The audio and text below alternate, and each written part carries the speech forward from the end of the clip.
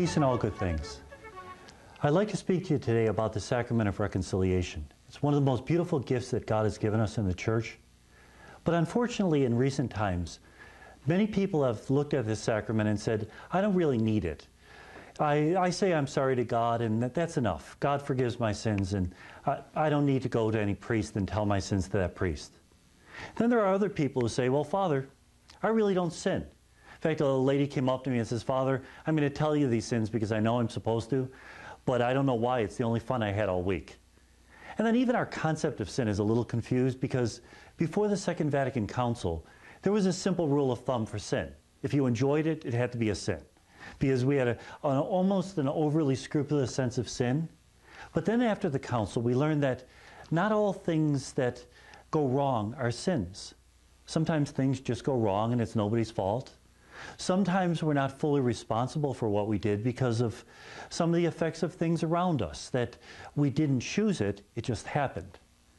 And so people ask me, Father, I don't even know what I should confess anymore. Help me. How am I to know what is a sin, what is not a sin? So what I'd like to do, first of all, is talk about the concept of sin, and then talk about God's reaction, especially in terms of the Sacrament of Reconciliation. The oldest concept of sin is the idea that it's doing anything that offends the gods. Now obviously that's a pagan concept, but it's the oldest concept. And what offends the gods? Almost anything. Seeing a black cat, walking under a ladder, spilling salt in the house.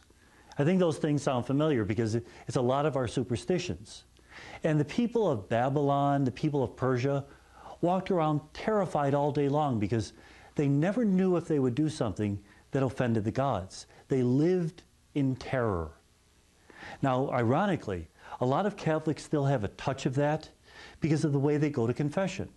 For example, a lot of people still confess emotions. Anger in itself is not a sin. It's an emotion. What I do with my anger, if I allow myself to be an angry person all the time without dealing with that, that is a sin. But the initial surge of anger, the red light that you see when somebody says something wrong, the thing that pops out of your mouth, that initial feeling is not anger. It is not a sin. Impatience with the kids or grandkids. If you've been working all day, you have a headache, you're going to be impatient. In itself, it is not a sin. Again, letting yourself get so worn out that you become impatient all the time might be the sin, but in itself is not the sin. And even sexual temptation. Sexual temptation, by definition, is a temptation. It's not a sin in itself. What you do with the temptation could be the sin. But that image that pops into your mind, the thought that you really didn't choose, in itself is not a sin. In fact, the rabbis have a great saying. Sexual temptation can get you into trouble, but without it, you're dead. Because it's part of life. And one of my favorite stories, there's an 84-year-old nun in Trinidad. She says, her spiritual director says to her, Father, Sister, do you entertain sexual fantasies? She says, oh no, Father, they entertain me. It's sort of that earthly sense that sex is part of life. And again, it's sacred, so it should be used carefully. But in itself, every sexual thought, every attraction is not a sin. People also confess things that just happened, which weren't their fault. They apologize to someone, the person doesn't accept the apology. They feel that it's their fault somehow. There's a holy day of obligation. They honestly forget to go to Mass. They confess it, even though they forgot it. And if you forget, remember, you don't have to confess it, if you honestly forget. People were sick on Sunday. They couldn't go to Mass. They still confess it. One lady actually said, Father, I got to confess I didn't go to Mass. I said, why? She says, my husband had a heart attack on the front steps of church as we were coming to church. I was really tempted to say to her, why didn't you leave him there? He'd still be there on the way out. It's the idea that somehow God has it in for us. And that's what the Babylonian people felt, that the gods had it in for them. That's why when Israel received the Ten Commandments, they were thrilled. These are clear do's and don'ts. Don't murder. Honor your parents. Don't steal. And so it gave the Jews a clear sense of when they were following the law and when they weren't. The only problem is there's not just 10 commandments. Ultimately, there are 613 commandments in the Old Testament. And that's a lot of commandments.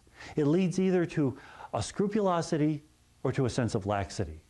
For example, the Jewish people say you can't make fire on the Sabbath. Well, what does that mean? First of all, what's the Sabbath? For the Jews, it's Saturday. And when does Saturday begin? Friday night. And the rabbi said, when is Friday night? And the answer is, when you can look into the sky and see 3 stars at the same glance. So that's very clear, isn't it? And don't ask me, what about a cloudy night? I don't know. I've asked, nobody gave me the answer. What does make fire mean? You can't light a match. Can't drive a car because that's an internal combustion engine, fire. Can you turn on an electric light? No, because if there's a short circuit, you've made fire and you've sinned. Well, what happens if you have a 39-story hotel in Tel Aviv? You got to get the tourists, Jewish tourists, up to the 39th floor on the Sabbath. You have what's called a Sabbath elevator. It automatically stops at every floor. And what happens if you want a hot meal on the Sabbath and your light's turned on? You hire the next door neighbor kid, the Gentile kid. They call him Shabbat Goy, Sabbath Goy.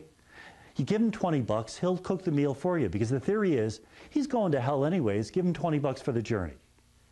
Notice the scrupulosity, but also getting around the rules. We Catholics even had a bit of this before the council. I remember going up to my assistant pastor and said, Father, I have a bad habit. I chew my nails. Does that break the 3-hour fast before communion? He thought for about 30 seconds and he said, do you swallow it or spit it out? That's scrupulous.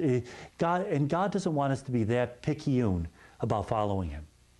But at the same time, a lot of commandments could lead to a sense of laxity.